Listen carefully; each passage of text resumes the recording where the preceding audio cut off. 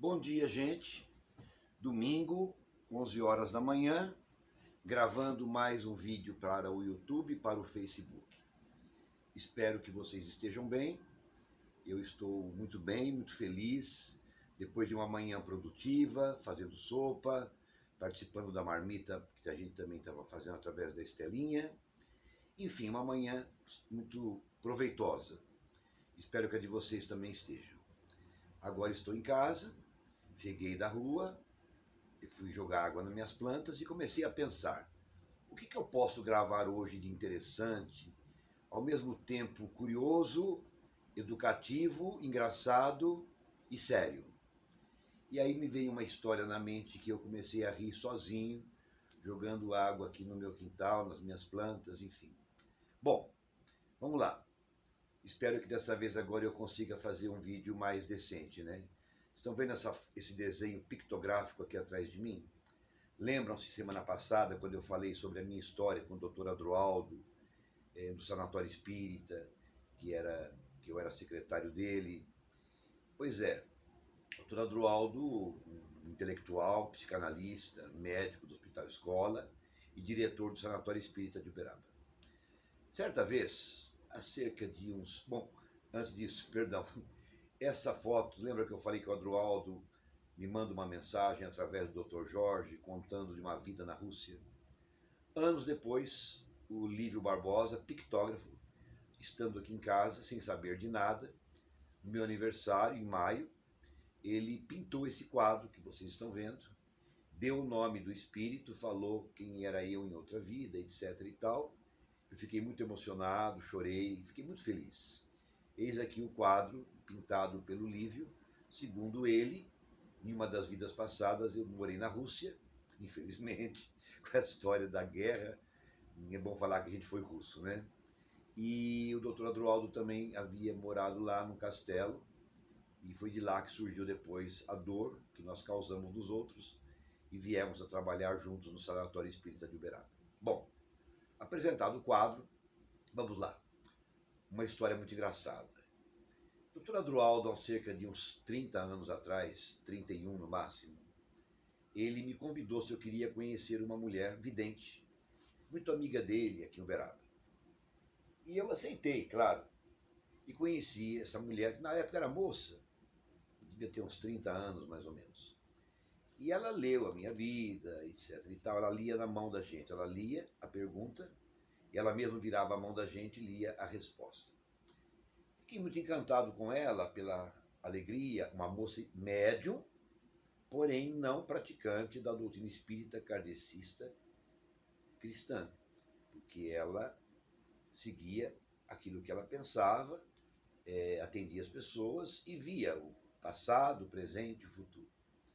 Eu fui lá para acompanhar o Dr. Adroaldo e ela realmente me impressionou bastante, porque ela falava detalhes muito precisos. Bom, um belo dia eu ri demais com a história. Os espíritas ortodoxos, os amigos não, os conhecidos de Chico Xavier, que trabalhavam mais perto dele, iam nessa mulher escondidos, porque ninguém podia saber que eles, enquanto espírita kardecista cristão, evangélicos, não poderiam jamais procurar uma médium para saber da vida, para saber do futuro, do passado, como é que estava o presente. Isso não é coisa de espírita, né? Isso é coisa que a doutrina espírita não nos recomenda a saber essas informações. Mas, enfim, e uma determinada pessoa, procurando essa moça, vidente, para ninguém descobrir que ela estava indo lá, ela se camuflou todinha, pegou o carro de um parente e parou o carro a um quarteirão da casa dessa moça, da moça vidente, e lá se dirigiu à moça espírita. Aí quando chegou, foi ler a vida, né? Ler a sorte. A moça falou assim para ela: minha filha, por que é que você parou um carro de placa número tal, na outra rua, sendo que esse carro, primeiro, não é seu, é de uma outra pessoa, e segundo, que é bom que você saiba que todo mundo que vem aqui, que é espírita, ortodoxo, que não pode ser visto cometendo esse ato de contravenção contra a doutrina espírita, eles costumam vir escondidos para que ninguém saiba. De modo que você pode ficar tranquila que realmente não me importa muito. Eu trabalho aqui desse jeito que você está vendo e tenho a mediunidade de ver, às vezes, de ouvir os espíritos e falo para as pessoas o que eu estou vendo e o que eu estou ouvindo. Fique à vontade, da próxima vez que você vier, venha com o seu carro de placa número tal, da marca tal, da cor tal, por quanto você mora na rua tal, número tal. Assim era, ou é, essa médium aqui na cidade de Uberaba. Bom, é muito engraçado, né? Aí aconteceu algo muito trágico comigo. Eu morava numa casa, que não é essa que eu moro agora, e eu tinha uma cachorra, uma cadela que eu amava muito, chamada Ursa. E morava do lado da minha casa uma espírita, e ela diziam que ela estava interessada em mim. Eu não acreditei. E a minha cachorra, a Ursa, que era uma pastora capa preta, muito educada, a Ursa era um doce. Ela amava todo mundo, menos essa moça. Ela odiava essa moça e essa moça odiava a minha cachorra. A ponto de falar: o que essa cachorra pensa que ela é? Para ficar rosnando para mim. Falei: ela é a dona da casa, a minha filha, que eu adotei e que ela mora comigo. Ela olhava com ódio de querer morder a cachorra, e a cachorra queria morder ela, mas a Ursa era muito educada, muito humanizada, jamais faria isso. Um belo dia, era carnaval, de terça para quarta-feira de cinzas, eu fui dormir e eu me assustei, uma coisa me falou: põe a sua cachorra para dentro de casa. E eu coloquei. Estava chovendo um pouquinho e tal, embora tivesse uma varanda, e a Ursa dormiu dentro de casa. Quando foi por volta das 9 horas da manhã, eu estava dormindo, porque tinha visita em casa, e eu recebi hóspedes e tal. A Ursa veio na minha cama, me chamou, bateu com a pata, pedindo para eu abrir a porta, que ela queria fazer xixi. E eu levantei, abri a porta da cozinha, a Ursa saiu e eu deitei novamente. Passado meia hora eu me levantei e a Ursa começou com uma diarreia e um vômito. Eu fiquei desesperado. E nessa brincadeira durou 2 ou 3 dias, levamos em veterinário, veio veterinário em casa, eu disse que se fosse o caso eu levaria a cachorra para São Paulo, que eu não podia perder a minha cadela. Enfim, a cachorra veio a óbito. Quando eu vi que ela estava indo a óbito, que eu entrei em pânico, eu nunca sofri tanto na minha vida. Levaram a cachorra para o médico e eu corri para a vidente, pedi socorro para essa moça vidente. E quando eu chego lá, ela olhou para mim e falou: olha, quem matou sua cachorra, sua cachorra foi envenenada. Ela está morrendo nesse momento na clínica veterinária e ela foi envenenada com cianureto de potássio. É uma vizinha sua, a 3 casas do lado esquerdo da sua casa, do lado oposto da rua, e ela matou de raiva da cachorra. Ela deu veneno, ela fez uma bola. Sua cachorra comeu isso. E a sua cachorra está indo a óbito agora. Deu o número da casa da pessoa, deu que roupa que a pessoa estava e tudo mais. Naquela época não havia celular. Eu voltei para casa muito arrasado.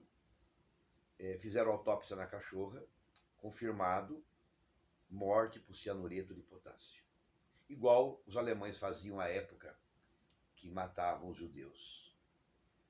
Interessante, né? Algo para a gente pensar.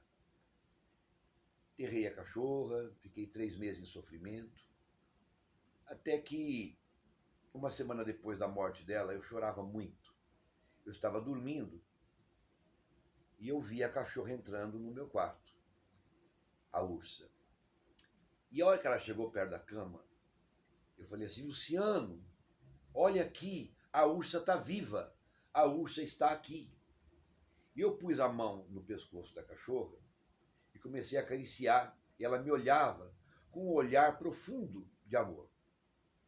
Quando eu me dei por mim, eu abri os olhos, meu braço estava normal do lado do rosto, dormindo, O meu outro braço perispiritual, meu corpo, meu duplo etéreo, estava fora de mim, acariciando a cachorra, e ela sumiu na minha frente, nos meus olhos. Aí é que eu chorei mesmo para valer.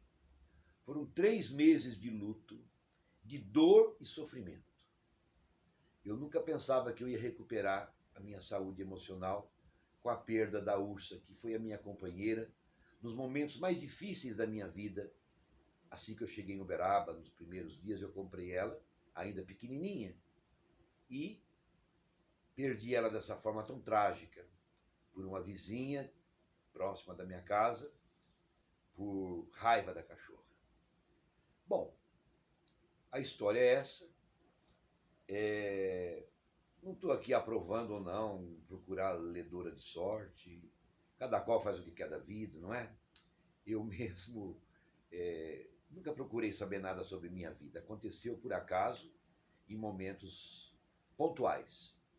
Eu nunca procurei saber o que aconteceu quando eu fui da igreja. Foi acontecendo. Não acrescenta muito, sabe? Porque a vida que importa é a vida que eu estou tendo agora. As vidas anteriores, a cada morte, ela é encerrada naquele túmulo. E renascemos numa nova história de vida. Mas é engraçado como que os espíritas, né, nós espíritas, que seguimos Kardec e Chico Xavier, temos tanto preconceito das coisas, e não estou aqui dizendo que deva ou não. Estou só dizendo que nós temos muito preconceito.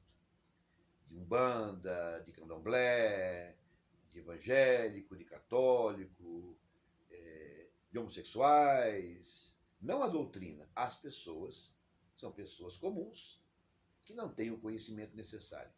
Realmente não é aconselhável para nós buscarmos informações mediúnicas por curiosidade ou pagando alguém, não é realmente aconselhável. Basta ler o Livro dos Espíritos, basta ler André Luiz, basta ler N livros. Tem até um livro do Salvador Gentili, que eu não lembro agora o nome, Salvador Gentili de Araras.